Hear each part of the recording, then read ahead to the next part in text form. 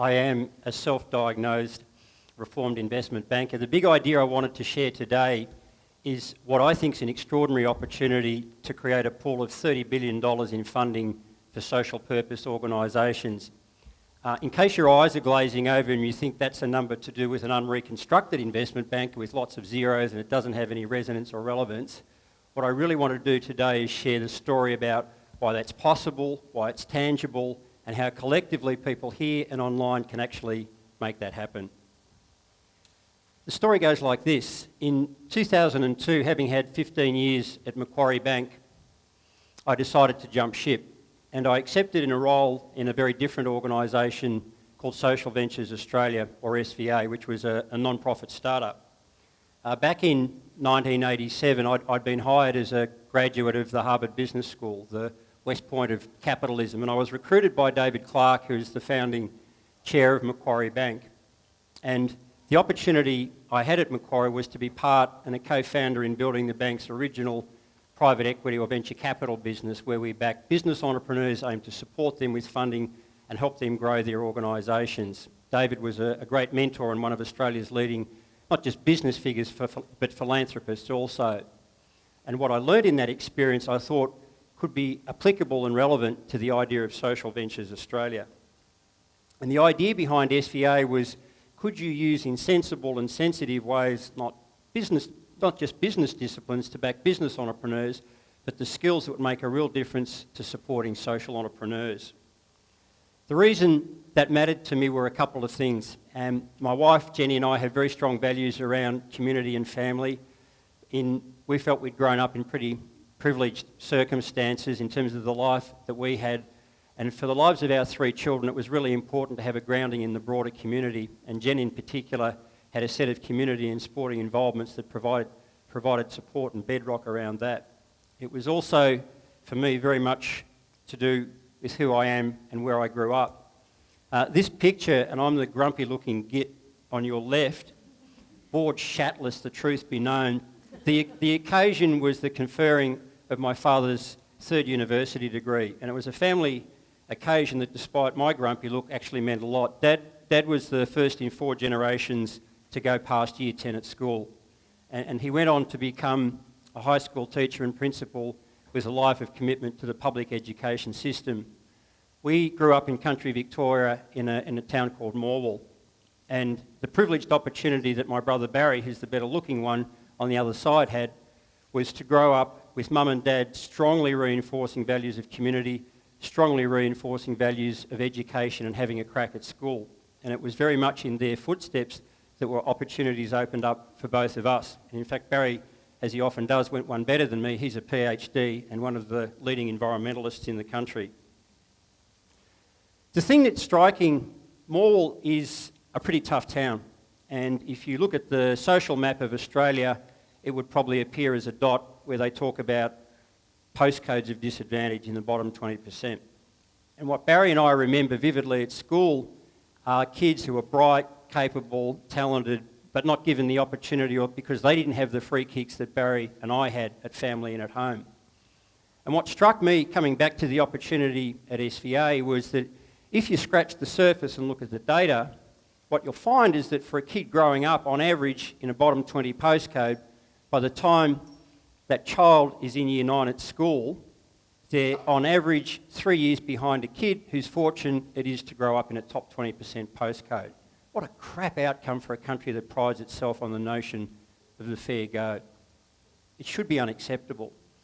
And what appealed to me in every way at SVA was the opportunity to back some extraordinary social entrepreneurs who are doing things about providing a hand up to those kids to help them achieve their potential.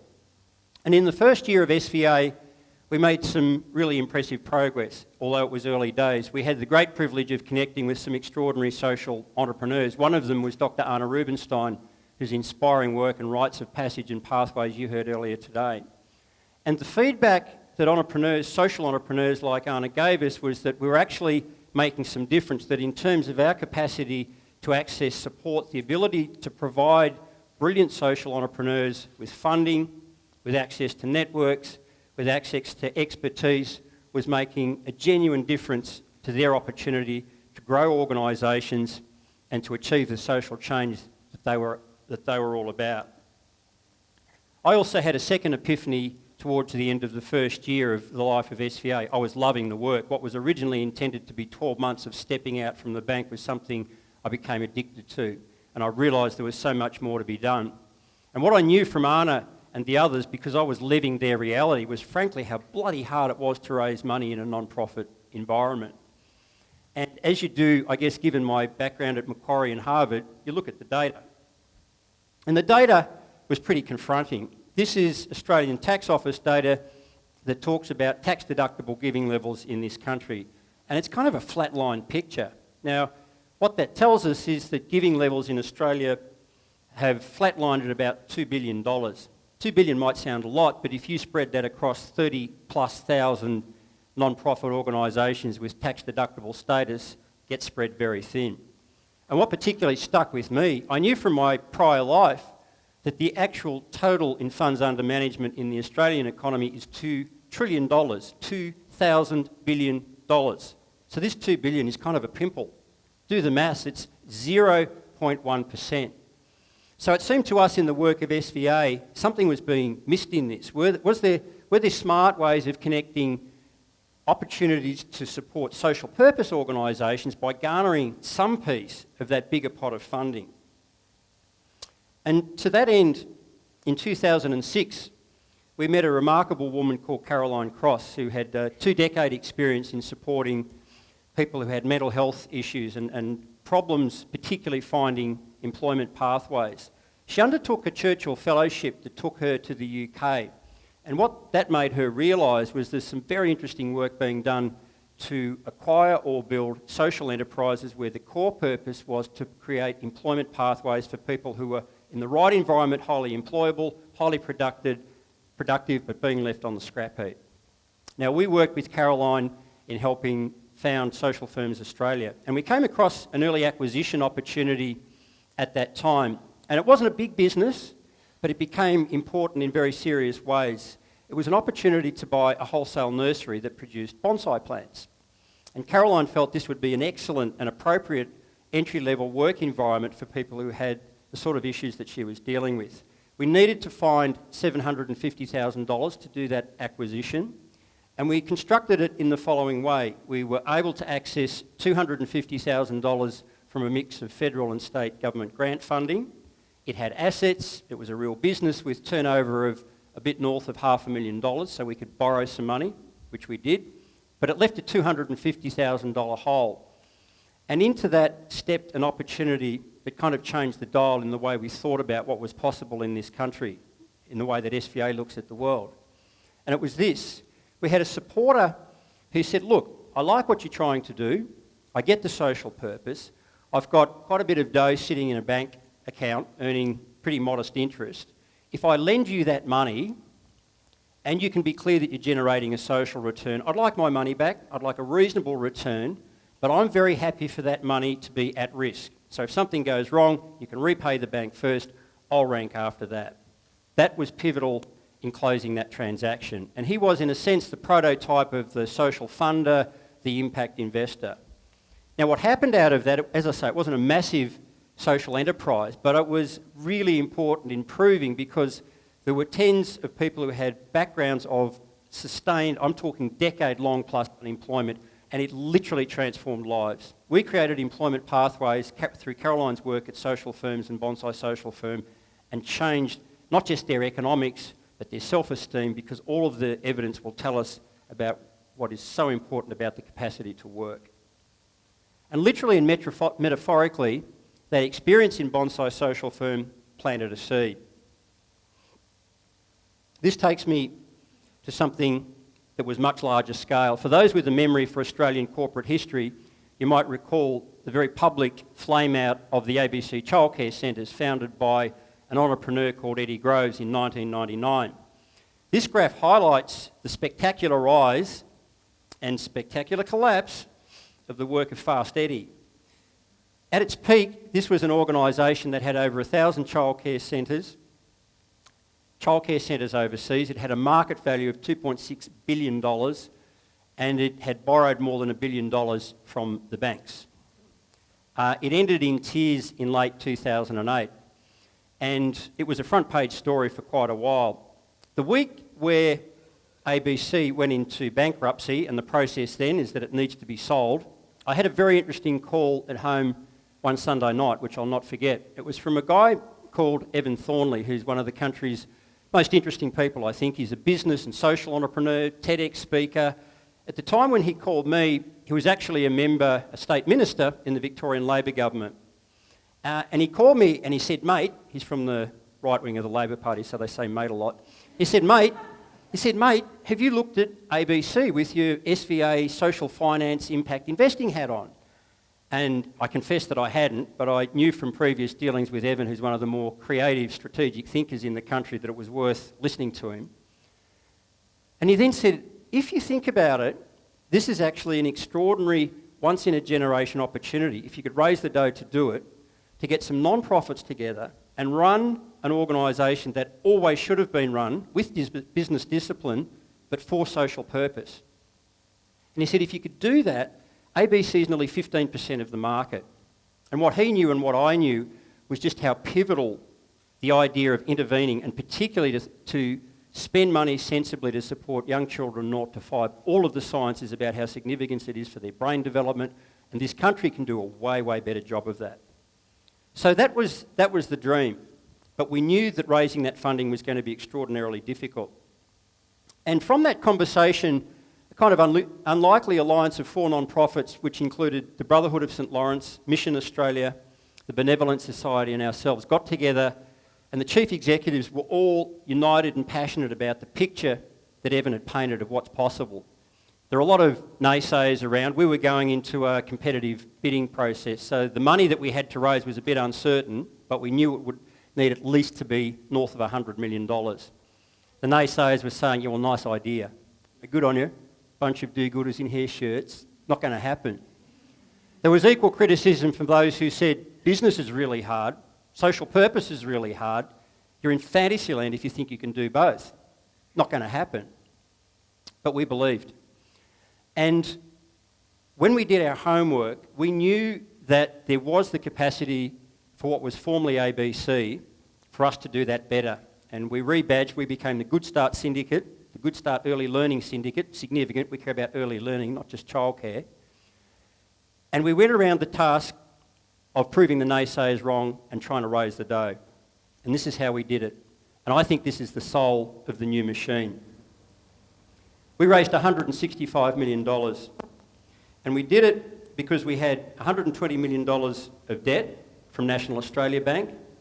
We had a commitment of $15 million from the federal government, who got how important and how significant what we were trying to achieve was. And we raised critically $30 million of at-risk capital, which we call social capital notes. The idea for that came from our mate who helped fund Bondi Social Firm. That made us believe that there were people and some foundations out there who would be prepared to back this idea that you could do things with business discipline for social purpose. And in that 30 million were 41 individual and foundation investors and the non-profits themselves, skin in the game, and that helped. And we were announced as the successful bidder for this in Christmas of 2009, and we became, as the Good Start Early Learning Syndicate, the proud owner of 702 ABC childcare centres, to which every day 72,000 Australian kids come into the centres, with 14,000 staff and sales of over $600 million. And for some of my old private equity mates, a couple of whom in a very distinguished way supported us, but there are others who said, bugger me, how did that happen? Well, we think it can and it should happen again. And it's nearly 3 years down the track. We've still got a lot of work to do, but I'm delighted that we proved the naysayers wrong, because at this point, Good Start is travelling significantly ahead, not just of its budget in terms of occupancy, it's meeting its cash flow targets, we're ahead of schedule in repaying debt. Those social capital note holders who backed us have been receiving a 12% interest coupon since they invested, not a bad return. And what's beautiful about this is that any surplus in that organisation can get allocated for purpose, for good, to improve the quality of training, to throw resources at areas of need and disadvantage, and to do something significant about improving the opportunities for kids and parents in those bottom 20% postcodes. And we're making real this idea of high quality, affordable, accessible, community connected early learning and care. I want to come back and close and just talk about what Good Start tells us. And I'm at pains to say, when we get asked about Good Start, well, that's nice. You know, it's kind of a one-off, can't happen again, bit of serendipity, good luck, whatever. I really don't believe that. If you think about any organisation with revenue generation, social purpose, and an area where government needs to be involved, that's big chunks of the economy. Think ageing, think health, think education. We have to be more creative, we have to be more strategic. And let's come back to the numbers. I talked about $2 trillion of total funds under management. Actually, if you drill down on that, this is more connected to you than you think. 1.5 trillion of that is your retirement money, superannuation, pension fund money. And within that, there's 30% of that that's actually in the form of self-managed super funds. So these are people who run their own superannuation funds, making their own investment allocation decisions. Oh, and by the way, for those of you, and I know many will have, if you invest in an average managed super fund, your annual return on average for the 10 years to last December will have been 4.4% a year. 4.4%. Let me remind you that the Good Start investors have been receiving 12%. And let me remind the naysayers, if there are any listening out there, that revenue generation, running things with business discipline, generating decent financial, ethical returns connected to social purpose is doable, is repeatable. And if you continue with that maths, the what if is this, and this takes me back to that kind of hairy-assed, audacious $30 billion. The maths is this: $1.5 trillion if just 2% of that was allocated towards opportunities like Good Start, and if we could be proactive, creative, aggressive, thoughtful, responsible, ethical in doing that, those opportunities exist. 2% of 1.5 trillion is $30 billion. That would be the capacity to do more than 150 Good Starts. This economy needs this to happen. So this sits with everybody who's here and who's online. This is your retirement funding. You have the capacity to make decisions and influence this opportunity. You have the capacity to be the change. Thank you.